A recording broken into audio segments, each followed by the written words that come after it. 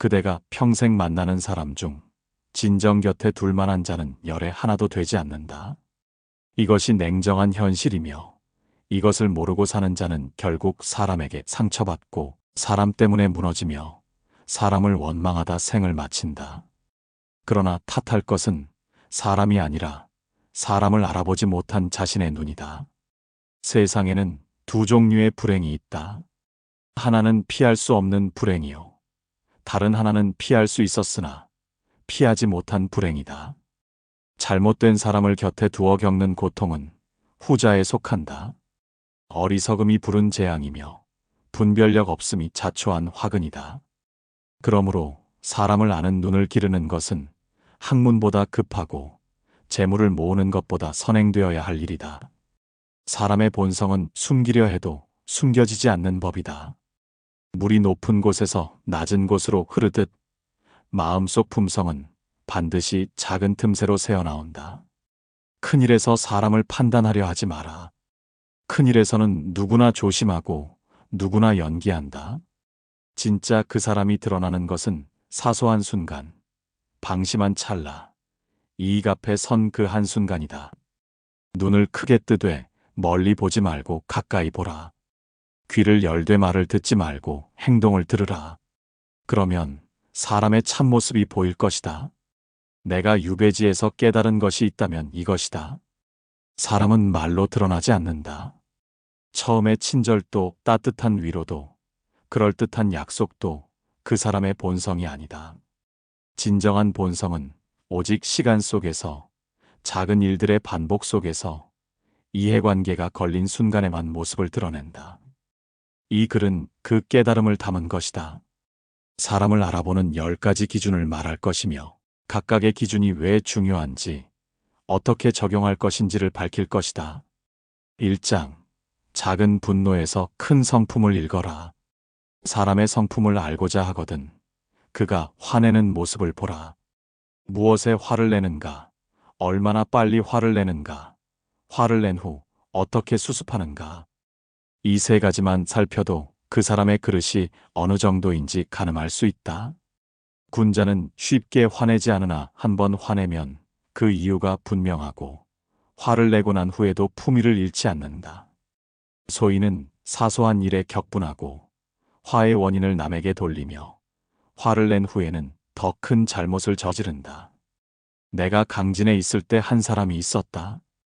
평소에는 온화하고 예의 바른 사람이었으나 어느 날 아침 밥상에 반찬 하나가 빠졌다 하여 상을 엎을 듯 노호하였다. 그의 얼굴은 불그락 푸르락 변하였고 목소리는 천둥처럼 집안을 울렸다. 나는 그때 알았다. 이 사람은 지금 반찬 때문에 화를 내는 것이 아니라 평소 억눌러온 분노가 작은 틈을 타고 터져나온 것이라는 것을. 그리고 더 중요한 것은 이런 식의 분노는 앞으로도 계속될 것이며 그 대상과 강도는 점점 커질 것이라는 사실이었다. 분노는 마음의 창이다. 그 창으로 들여다보면 그 사람이 무엇을 두려워하는지, 무엇에 상처받았는지, 무엇을 욕망하는지가 보인다. 사소한 일에 크게 화내는 자는 대체로 자존감이 낮다. 자신이 무시당한다고 느끼기 때문에 작은 불편도 모욕으로 받아들인다. 이런 사람 곁에 있으면 늘 눈치를 봐야 하고 언제 터질지 모르는 폭탄 옆에 앉아 있는 것과 다르지 않다. 또한 화를 낸 후의 태도를 살펴야 한다. 군자는 화를 내고 난 후 반드시 자신을 돌아본다. 내가 지나쳤는가, 상대에게 상처를 주지는 않았는가 하고 성찰한다. 그리하여 필요하면 먼저 사과하고 관계를 회복하려 노력한다. 그러나 소인은 화를 내고 나서도 자신이 옳다고 믿는다. 오히려 상대가 사과해야 한다고 생각하며 자신의 분노를 정당화하는 온갖 이유를 만들어낸다. 이런 사람과는 어떤 갈등도 해결되지 않는다. 문제가 쌓이고 쌓여 결국 관계는 파탄에 이른다. 그러므로 사람을 사귈 때 반드시 그의 분노를 관찰하라. 처음 만났을 때의 미소가 아니라 불쾌한 일이 생겼을 때의 반응이 그 사람의 진짜 얼굴이다. 3번 이상 사소한 일에 과도하게 화내는 것을 보았다면 그것은 경고이다. 그 사람과의 관계가 깊어지기 전에 거리를 두어야 한다. 그 사람의 분노 습관은 쉽게 바뀌지 않으며 그대가 그 습관의 희생양이 될 이유는 없다. 반대로 어려운 상황에서도 침착함을 유지하고 화가 났을 때도 말을 가려서 하며 감정이 가라앉은 후 먼저 화해의 손을 내미는 사람이 있다면 그는 드문 사람이다. 그런 사람을 만났다면 놓치지 마라. 그 사람은 그대 곁에 두어야 할 사람이며 그대가 배워야 할 사람이다. 분노를 다스릴 줄 아는 사람은 자기 자신을 다스릴 줄 아는 사람이요. 자기를 다스릴 줄 아는 사람만이 다른 사람과 진정한 관계를 맺을 수 있다. 다만 한 가지 명심할 것이 있다. 남의 분노만 살피고 자신의 분노는 돌아보지 않는다면 그것은 위선이다. 내가 사소한 일에 화를 내지는 않는가? 화를 내고 난 후 스스로를 정당화하지는 않는가? 상대에게 사과하기를 꺼리지는 않는가? 이것을 먼저 물어야 한다. 남을 판단하는 기준은 곧 나를 판단하는 기준이 되어야 한다. 그래야 비로소 공정한 눈을 가질 수 있고 사람을 제대로 볼 수 있다. 2장. 은혜를 갚는 방식에서 인품을 측정하라.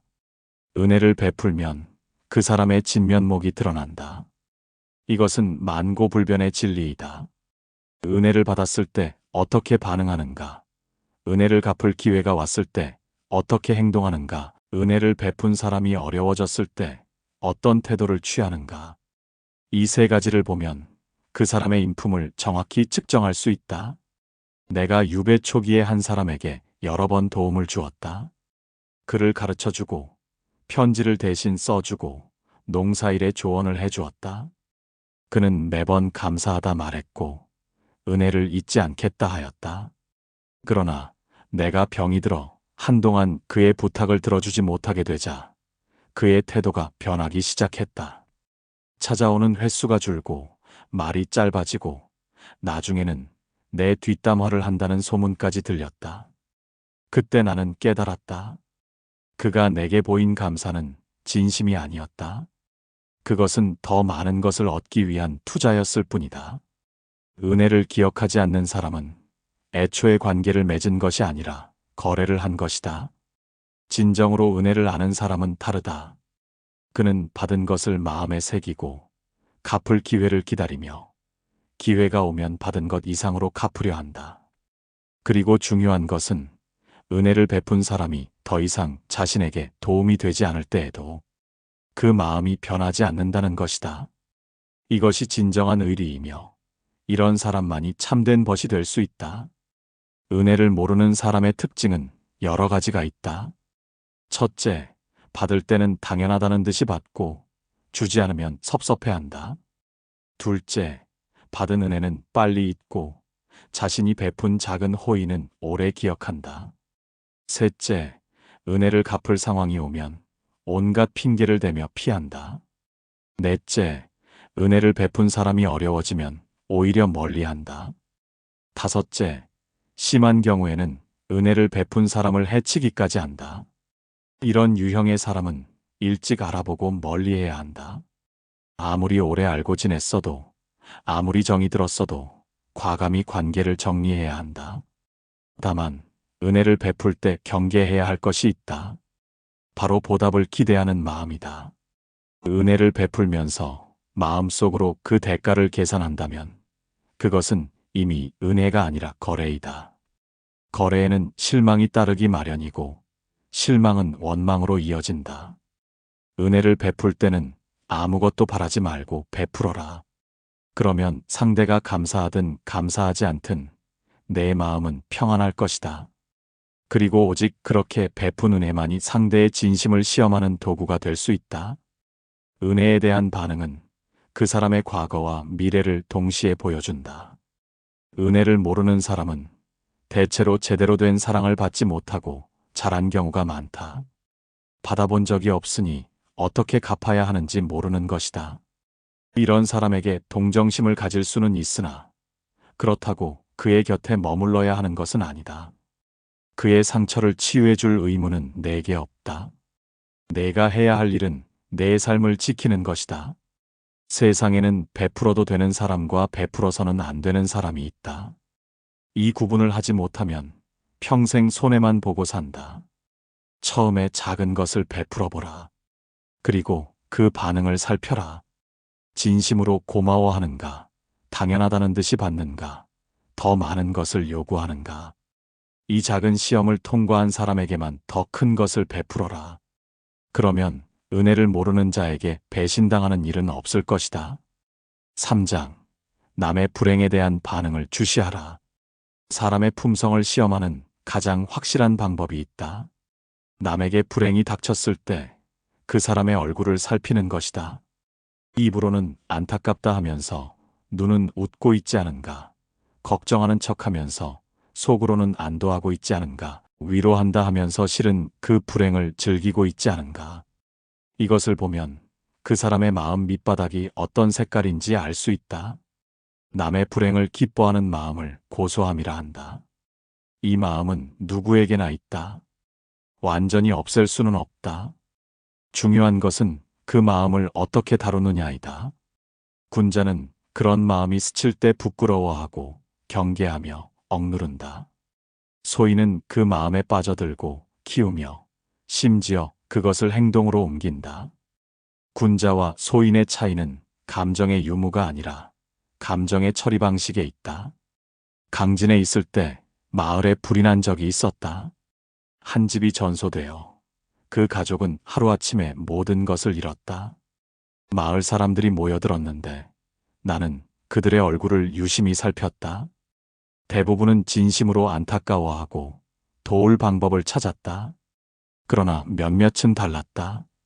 입으로는 아이고 불쌍하다 하면서 눈에는 묘한 빛이 스쳤다. 마치 자신에게 일어나지 않아 다행이라는 듯, 혹은 평소 그 집안을 시기했던 마음이 해소된 듯한 그런 빛이었다. 나는 그 사람들의 이름을 마음속에 새겨두었다. 왜 사람들은 남의 불행에 기뻐하는가? 여러 이유가 있다. 첫째는 비교 심리이다. 남이 잘 되면 내가 못나 보이고, 남이 못 되면 내가 나아 보인다. 이런 상대적 행복감에 중독된 사람은 남의 성공을 견디지 못하고 남의 실패에서 위안을 찾는다. 둘째는 시기심이다. 평소 그 사람을 부러워하거나 질투했던 마음이 그의 불행을 반기게 만든다. 셋째는 정의감의 왜곡이다. 그 사람이 벌받아 마땅하다고 생각하면 불행을 당연한 응보로 여긴다. 그러나 이 정의감은 대개 자기 합리화에 불과하다. 남의 불행에 기뻐하는 사람은 언젠가 내 불행에도 기뻐할 사람이다. 이것을 명심해야 한다. 지금 함께 누군가를 비웃고 있다면 그 사람은 나중에 너를 비웃을 것이다. 지금 함께 누군가의 실패를 즐기고 있다면 그 사람은 나중에 내 실패를 즐길 것이다. 사람의 마음은 그렇게 단순하다. 남에게 하는 것을 결국 너에게도 한다. 반대로 남의 불행에 진심으로 마음 아파하는 사람이 있다. 그런 사람은 드물다. 이해관계가 없는 타인의 고통에 공감하고 도울 방법을 찾고 실제로 행동으로 옮기는 사람. 이런 사람을 만났다면 소중히 여겨라. 그는 내가 어려울 때도 함께할 사람이다. 진정한 공감 능력을 가진 사람만이 진정한 벗이 될 수 있다. 그러나 스스로에게도 물어야 한다. 나는 남의 불행에 어떻게 반응하는가? 경쟁자가 실패했을 때 속으로 쾌재를 부르지는 않았는가? 싫어하는 사람에게 안 좋은 일이 생겼을 때 고소하다 생각하지는 않았는가? 이런 마음이 들었다면 경계해야 한다. 그것은 내 마음이 병들기 시작했다는 신호이다. 남의 불행이 있어야 편해지는 마음은 이미 건강하지 않은 마음이다. 그런 마음을 키우면 결국 불행한 것은 너 자신이다. 4장. 잘못 앞에서 책임지는 자세를 살펴라. 문제가 생겼을 때 사람들의 첫 반응을 보라. 자신의 잘못을 인정하는가 아니면 남에게 돌리는가. 이 한 가지 반응만으로도 그 사람의 성숙도를 가늠할 수 있다. 군자는 문제가 생기면 먼저 자신을 돌아보고 소인은 문제가 생기면 먼저 남을 탓한다. 이것은 예나 지금이나 변함없는 진리이다. 책임을 회피하는 사람들의 언어에는 공통점이 있다. 내 잘못이 아니다. 저 사람 때문이다. 상황이 어쩔 수 없었다. 누구라도 그랬을 것이다. 이런 말들이 습관처럼 나온다면 그 사람은 평생 제자리 걸음이다. 왜냐하면 잘못을 인정하지 않으면 배움이 없고, 배움이 없으면 성장이 없기 때문이다. 같은 실수를 반복하고 같은 문제에 부딪히며 결국 같은 자리에 머문다. 내가 관직에 있을 때 한 관리를 본 적이 있다. 그는 일을 잘하는 편이었으나 문제가 생기면 언제나 부하 직원 탓, 상관 탓, 제도 탓을 했다. 자신의 책임은 단 한 번도 인정하지 않았다. 처음에는 그가 영리하다고 생각했다. 비난을 피해가는 솜씨가 대단했기 때문이다. 그러나 시간이 지나자 아무도 그를 믿지 않게 되었다. 부하들은 불만을 품었고 상관은 의심의 눈으로 바라보았으며 동료들은 함께 일하기를 꺼렸다. 결국 그는 중요한 자리에서 밀려났다. 책임을 회피한 대가였다. 책임을 지는 것이 두려운 것은 자연스러운 감정이다. 잘못을 인정하면 비난받을 것 같고 무능해 보일 것 같고 신뢰를 잃을 것 같다. 그러나 현실은 정반대이다. 잘못을 인정하는 사람이 오히려 존경받는다. 왜냐하면 잘못을 인정하는 데는 용기가 필요하고 사람들은 그 용기를 알아보기 때문이다. 반면 잘못을 남에게 돌리는 사람은 비겁해 보이고 신뢰할 수 없어 보인다. 당장은 비난을 피할 수 있을지 몰라도 장기적으로는 모든 것을 잃는다. 그러므로 사람을 볼 때 그가 잘못 앞에서 어떤 태도를 취하는지 반드시 살펴야 한다. 한두 번은 상황이 정말 그럴 수 있다. 그러나 3번, 4번 같은 패턴이 반복된다면 그것은 그 사람의 본성이다. 늘 남 탓을 하는 사람과 함께하면 너도 언젠가 그 탓의 대상이 된다. 문제가 생겼을 때 내 탓을 할 사람이다. 그런 사람과는 중요한 일을 함께하지 마라. 책임감 있는 사람의 특징은 명확하다. 첫째, 문제가 생기면 먼저 자신의 역할을 점검한다. 둘째, 설령 자신의 잘못이 작더라도 그 부분에 대해서는 분명히 인정한다. 셋째, 사과할 것은 사과하고 고칠 것은 고친다. 넷째, 같은 실수를 반복하지 않기 위해 노력한다. 다섯째, 다른 사람의 잘못에 대해서도 함부로 비난하지 않는다. 이런 사람이 진정으로 신뢰할 수 있는 사람이다. 물론 자신에게도 같은 기준을 적용해야 한다. 나는 문제가 생겼을 때 어떻게 반응하는가? 먼저 자신을 돌아보는가 아니면 먼저 남을 탓하는가? 이것을 정직하게 점검해야 한다. 남에게는 책임감을 요구하면서 자신은 늘 변명하는 사람이 되어서는 안 된다. 그것은 위선이며 위선자는 결국 홀로 남는다. 스스로를 돌아보는 자만이 다른 사람의 진심을 알아볼 수 있는 눈을 가지게 된다. 5장. 위아래에 대한 태도가 다른 자를 경계하라. 사람의 진짜 인품은 힘없는 자를 대하는 방식에서 드러난다. 이것은 천고의 진리이다. 윗사람 앞에서 공손하고 아랫사람 앞에서 거만한 자, 강한 자에게 굽히고 약한 자에게 펴는 자, 이익이 될 사람에게 친절하고 이익이 안 될 사람에게 무례한 자. 이런 사람은 사람을 보는 것이 아니라 이익을 보는 것이다. 그런 사람에게 네가 진정한 의미로 존재할 리 없다. 관직에 있을 때 나는 관리들의 행동을 유심히 살폈다. 상관이 지나가면 허리가 직각이 되도록 굽히던 자가 뒤돌아서면 하인에게 호통을 치고 발길질을 했다. 손님이 오면 급진히 대접하던 자가 손님이 가면 아내에게 막말을 퍼부었다. 이런 사람들의 공손함은 진심이 아니다. 그것은 이익을 위한 연기이며 두려움에서 나온 비굴함이다. 그 연기를 진심으로 받아들이면 크게 실망하게 된다. 왜 사람들은 위아래에 따라 태도가 달라지는가? 근본적인 원인은 자존감의 결핍이다.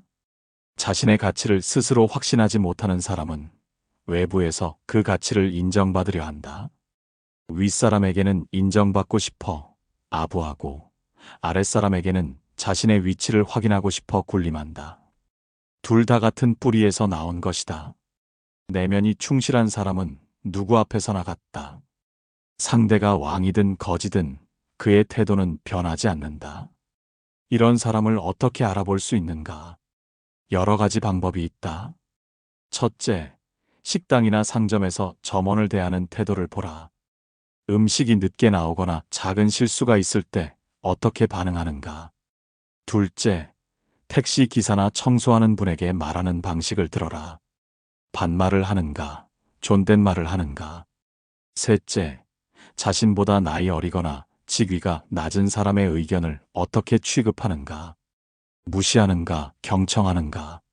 이런 작은 장면들에서 그 사람의 진짜 모습이 보인다. 내가 그 사람에게 중요한 존재일 때는 좋은 대우를 받을 것이다. 그러나 언젠가 내가 그에게 중요하지 않게 되는 날이 온다. 그날 너는 그가 아랫사람에게 하던 대로 대우받게 될 것이다. 사람은 변하는 것이 아니라 드러나는 것이다. 처음부터 그런 사람이었고, 다만 내게 보여주지 않았을 뿐이다. 그러므로 그 사람이 너를 어떻게 대하는가 보다 그 사람이 다른 사람을 어떻게 대하는가를 보아야 한다. 진정으로 품격 있는 사람은 누구에게나 한결같다.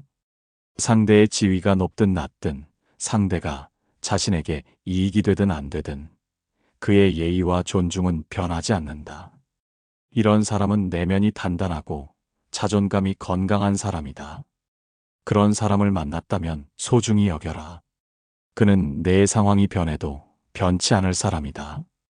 내가 높은 자리에 있을 때나 낮은 자리에 있을 때나 그의 태도는 같을 것이다. 다시 한번 말하거니와 이 기준은 남에게만 적용할 것이 아니다. 나는 힘없는 자를 어떻게 대하는가? 나보다 나이 어린 사람, 나보다 직위가 낮은 사람, 나에게 봉사하는 사람을 어떻게 대하고 있는가? 이것을 정직하게 돌아봐야 한다. 남에게 요구하는 품격을 나 자신이 갖추지 못했다면 그것은 수치이다. 군자는 먼저 자신에게 엄격하고 그 다음에 남을 살핀다. 6장. 이익 앞에서의 선택이 본성을 드러낸다. 사람의 본성을 가장 확실하게 시험하는 것은 이익이다. 이익이 걸린 순간 평소의 가면이 벗겨지고 진짜 얼굴이 드러난다. 의리 있다던 사람이 돌변하고 고결하다던 사람이 추해지며 친구라던 사람이 적이 된다. 이익 앞에서 변하지 않는 사람을 만났다면 그는 진정으로 드문 사람이니 평생 곁에 두어야 할 자이다. 내가 유배 생활을 하며 가장 크게 깨달은 것이 이것이다. 내가 높은 자리에 있을 때 수많은 사람이 몰려왔다. 그들은 한결같이 우정을 말하고 의리를 맹세했다. 그러나 내가 죄인이 되어 남쪽 끝으로 쫓겨나자 그들 대부분은 사라졌다. 연락이 끊겼고 모르는 사람인 양 외면했으며 심한 경우 나를 비방하기까지 했다. 그때 나는 알았다. 그들은 나를 사귄 것이 아니라 내 지위와 권력을 사귄 것이었다. 나라는 사람은 그들에게 존재하지 않았다. 이익 앞에서 사람이 어떻게 변하는지 알고 싶으면 이런 상황을 관찰하라. 함께 시작한 일이 성공했을 때 공을 어떻게 나누는가? 자신의 몫을 더 가지려 하지 않는가? 투자한 것을 돌려받을 때 정확하게 계산하는가? 남의 것까지 가져가려 하지 않는가? 경쟁 상황에서 정당하게 싸우는가? 비열한 수단을 쓰는가? 이런 상황에서의 행동이 그 사람의 진짜 인품이다. 돈이 관계를 시험한다는 말이 있다. 이것은 사실이다. 작은 돈을 빌려주었을 때 제때 갚는가? 공동으로 비용을 나눌 때 공정하게 나누는가? 자신이 더 이익을 볼 수 있는 상황에서 정직하게 행동하는가? 돈 문제에서 흐리멍덩한 사람은 다른 문제에서도 흐리멍덩하다. 돈은 사람의 본성을 비추는 거울이다. 그 거울을 무시하지 마라. 더 중요한 것은 이익이 사라질 때의 반응이다. 내가 그 사람에게 이익이 될 때는 누구나 친절하다. 그러나 내가 더 이상 이익이 되지 않을 때, 혹은 오히려 부담이 될 때 어떻게 하는가? 슬그머니 사라지는가? 그래도 곁에 남는가? 진짜 인연은 이익이 생길 때가 아니라 이익이 사라질 때 드러난다. 이것을 기억하라. 물론 이익을 추구하는 것 자체가 나쁜 것은 아니다. 사람이라면 누구나 이익을 원하고 그것은 자연스러운 것이다. 문제는 이익을 위해 의리를 저버리고 신의를 깨고 양심을 파는 것이다. 이익과 의리가 충돌할 때 어느 쪽을 선택하는가? 이것이 그 사람의 진짜 가치를 결정한다. 이익을 선택하는 사람은 얼마든지 있다. 의리를 선택하는 사람은 드물다. 드문 사람을 알아보고 곁에 두어야 한다. 스스로에게도 같은 질문을 던져야 한다. 나는 이익 앞에서 어떤 선택을 하는가? 친구보다 돈을 선택한 적은 없는가? 의리보다 편의를 선택한 적은 없는가? 양심보다 이득을 선택한 적은 없는가? 이것을 정직하게 돌아보지 않으면 남을 판단할 자격이 없다. 내가 이익 앞에서 의리를 지키는 사람이 되어야 그런 사람을 알아보는 눈이 생긴다. 7장 말과 행동의 일치 여부를 검증하라. 말은 쉽고 행동은 어렵다. 이것은 누구나 아는 진리이지만 막상 사람을 판단할 때는 이 진리를 잊는다. 달콤한 말에 홀리고 그럴듯한 약속에 속으며 화려한 언변에 넘어간다. 그러나 말이 아무리 좋아도 행동이 따르지 않으면 그 말은 허풍이요. 약속이 아무리 많아도 지켜지지 않으면 그 약속은 거짓이다. 사람을 보려면 말을 듣지 말고 행동을 보아야 한다. 강진에서 만난 사람 중에 말을 잘하는 사람이 있었다. 그는 언제나 함께하겠다 했고 무엇이든 도와주겠다 했으며 어떤 어려움이 와도 곁을 지키겠다 했다. 처음에는 감동했다. 그의 말에서 진심이 느껴졌기 때문이다. 그러나 시간이 지나자 알게 되었다. 그의 말은 언제나 화려했지만 정작 필요한 순간에 그는 없었다. 약속 시간에 오지 않고 부탁한 일은 흐지부지 되고 도움이 필요할 때는 다른 핑계를 댔다. 말은 누구나 할 수 있다는 것을 그를 통해 다시 한번 깨달았다. 말과 행동이 일치하지 않는 사람의 유형은 여러 가지이다. 첫째는 자기도 취형이다. 자신의 말에 스스로 감동하여 마치 말한 것만으로 이미 한 것처럼 착각한다. 둘째는 과시형이다. 좋은 말을 해서 좋은 사람으로 보이고 싶어 할 뿐, 실제로 그렇게 될 의지는 없다. 셋째는 회피형이다.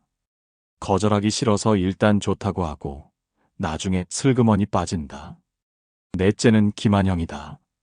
처음부터 속일 의도로 좋은 말을 한다. 유형은 다르지만 결과는 같다.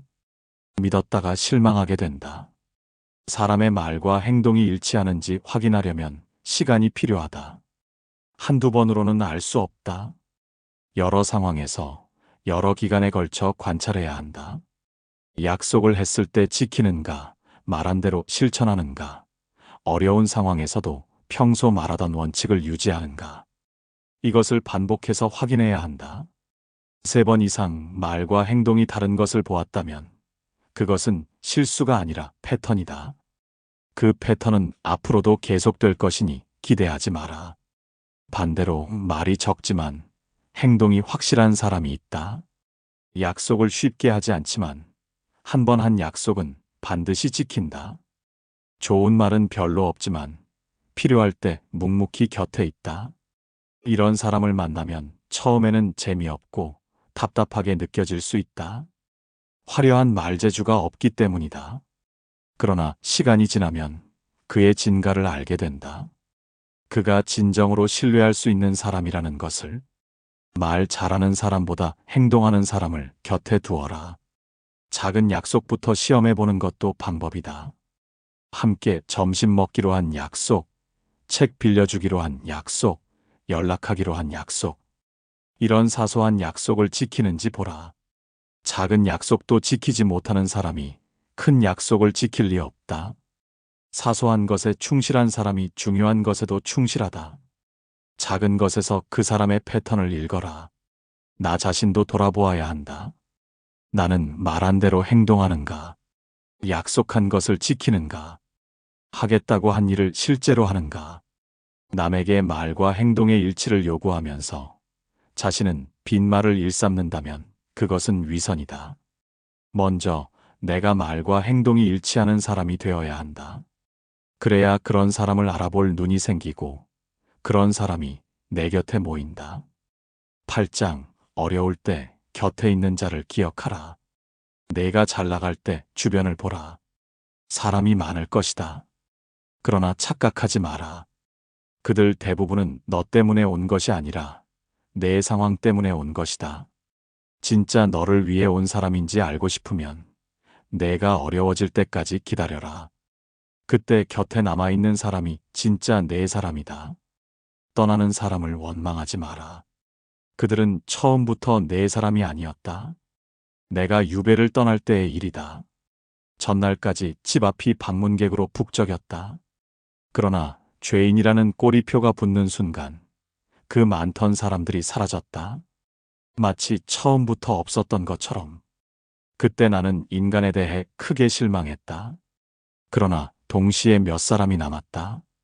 그들은 위험을 무릅쓰고 배웅을 왔고 몰래 편지를 보내왔으며 내 가족을 돌봐주었다.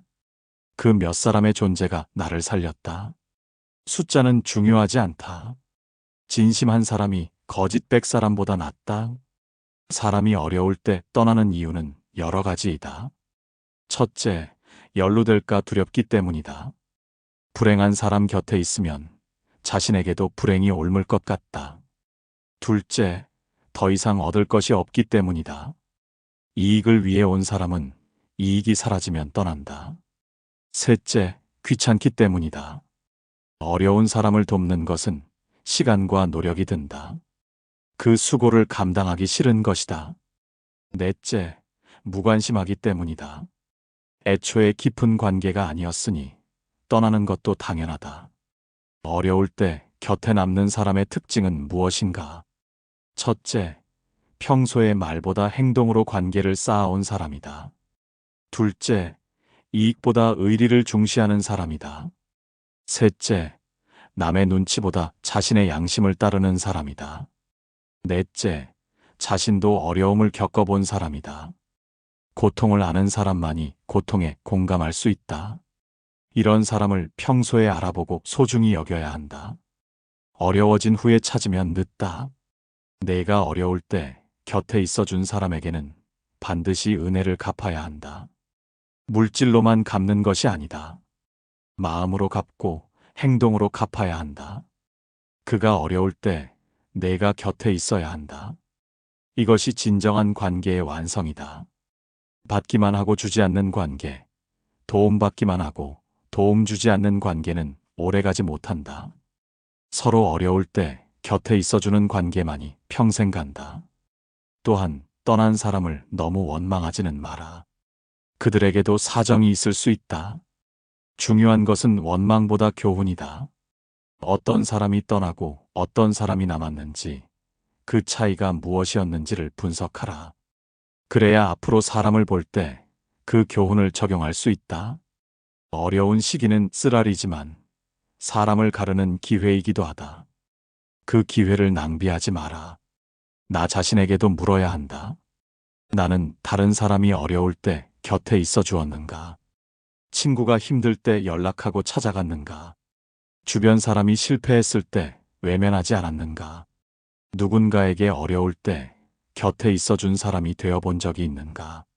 남에게 바라기만 하고 스스로는 그렇게 하지 못한다면 어려울 때 곁에 있는 사람을 만날 자격이 없다. 9장. 뒷담화하는 자의 입을 믿지 마라. 내 앞에서 다른 사람 험담을 하는 자가 있다면 그는 다른 사람 앞에서 내 험담도 한다. 이것은 의심의 여지가 없는 진리이다. 뒷담화는 습관이다. 대상이 바뀔 뿐 행동은 바뀌지 않는다. 오늘 그가 비방하는 사람이 내일은 내가 될 수 있다. 함께 남을 비웃으며 친밀감을 느꼈다면 그것은 착각이다. 너도 비웃음의 대상이 될 것이다. 사람들이 뒷담화를 하는 이유는 여러 가지이다. 첫째, 자신의 우월감을 확인하고 싶어서이다. 남을 깎아내림으로써 상대적으로 자신이 올라간 느낌을 받는다. 둘째, 친밀감을 형성하고 싶어서이다. 공통의 적을 만들면 결속력이 생긴다고 착각한다. 셋째, 자신의 불만을 해소하고 싶어서이다. 직접 말하지 못하는 것을 뒤에서 말하며 스트레스를 푼다. 넷째, 정보를 과시하고 싶어서이다. 남이 모르는 것을 아는 것처럼 보이고 싶어 한다. 그러나 이유가 무엇이든 뒷담화의 결과는 같다. 신뢰가 무너진다. 뒷담화를 즐기는 사람은 결국 아무에게도 신뢰받지 못한다. 누구도 그에게 중요한 이야기를 하지 않고 누구도 그와 깊은 관계를 맺지 않는다.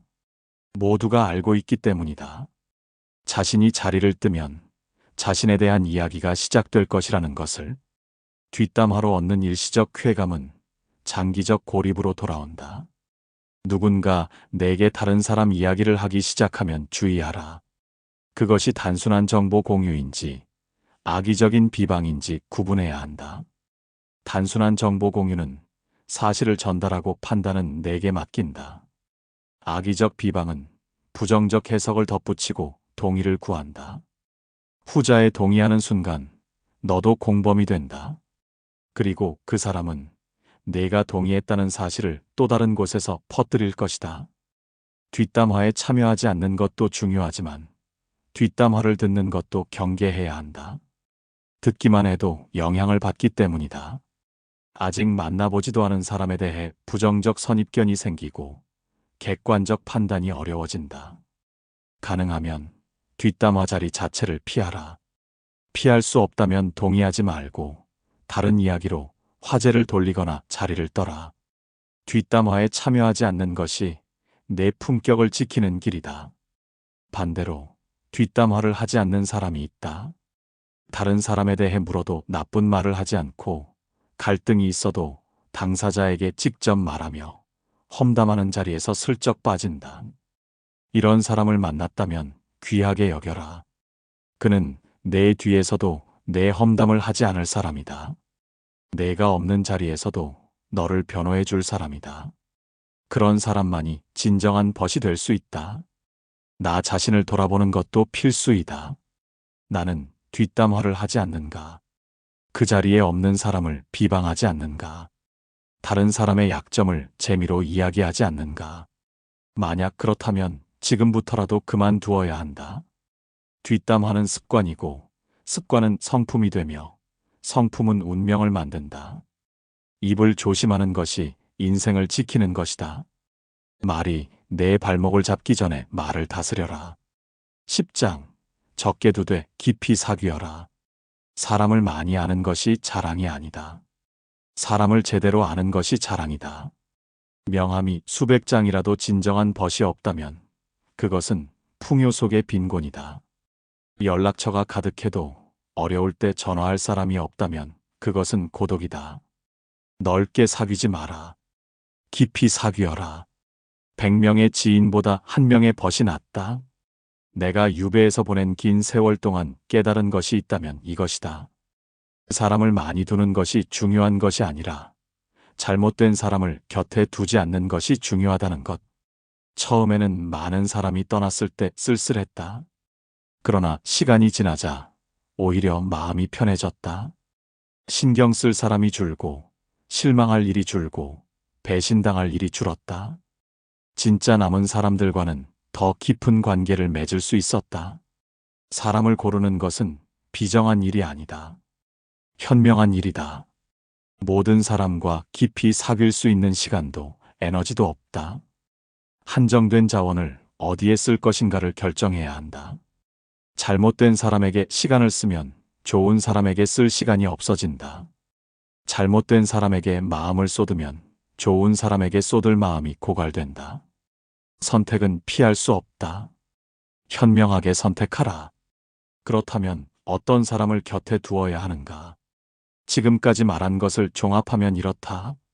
작은 일에 과도하게 화내지 않는 사람, 은혜를 기억하고 갚으려 하는 사람, 남의 불행에 진심으로 안타까워하는 사람, 잘못 앞에서 자신을 돌아보는 사람, 위아래를 가리지 않고 한결같은 사람, 이익보다 의리를 택하는 사람, 말보다 행동이 앞서는 사람, 어려울 때 곁에 있어주는 사람, 뒷담화를 하지 않는 사람. 이런 사람을 찾기는 쉽지 않다. 그러나 찾으면 평생의 보물이다. 반대로 멀리해야 할 사람도 분명하다. 사소한 일에 격분하는 사람, 은혜를 당연시하는 사람, 남의 불행에 고소해하는 사람, 늘 남 탓만 하는 사람, 약자에게 함부로 하는 사람, 이익을 위해 의리를 버리는 사람, 말만 많고 행동이 없는 사람, 어려워지면 사라지는 사람, 뒷담화를 즐기는 사람. 이런 사람은 아무리 정이 들었어도 거리를 두어야 한다. 정 때문에 판단을 흐리면 결국 더 큰 상처를 받는다. 관계를 정리하는 것은 쉬운 일이 아니다. 특히 오래된 관계일수록 그렇다. 그러나 잘못된 관계를 유지하는 것은 썩은 가지를 쳐내지 않는 것과 같다. 결국 나무 전체를 병들게 한다. 과감하게 쳐내야 할 것은 쳐내야 한다. 그래야 건강한 가지가 자랄 공간이 생긴다. 아픔이 있더라도 필요한 아픔이다. 단기적 아픔을 피하려다 장기적 불행을 자초하지 마라. 마지막으로 가장 중요한 것을 말하겠다. 좋은 사람을 곁에 두고 싶다면 내가 먼저 좋은 사람이 되어야 한다. 끼리끼리 모인다는 말이 있다. 내가 신뢰할 수 있는 사람이면 신뢰할 수 있는 사람이 모인다. 내가 의리 있는 사람이면 의리 있는 사람이 모인다.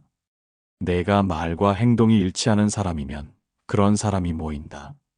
남을 판단하는 기준은 곧 나를 수양하는 기준이다. 좋은 사람을 알아보는 눈은 내가 좋은 사람이 되려는 노력에서 나온다. 마지막으로 지금 내 곁에 있는 사람들 중 진정으로 곁에 둘 만한 사람이 몇이나 되는가? 그리고 너 자신은 누군가의 곁에 있을 만한 사람인가? 이 두 질문에 정직하게 답하라. 그 답이 내 인생의 방향을 결정할 것이다. 사람을 아는 것은 어렵다. 그러나 불가능하지는 않다. 작은 행동 하나, 사소한 말투 하나, 그 틈에서 사람의 본성은 반드시 모습을 드러낸다. 그것을 놓치지 않는 눈을 길러야 한다. 그리고 그 눈을 남에게만 쓰지 말고 자신에게도 써야 한다. 남을 판단하는 기준으로 자신을 먼저 판단하라. 그래야 공정한 눈이 되고 그 눈으로 본 것만이 진실이다. 잘못된 사람을 곁에 두지 않는 것이 인생을 지키는 길이다. 그리고 인생을 지키는 것이 곧 자신을 완성하는 길이다. 힘을 다하여 실천하라.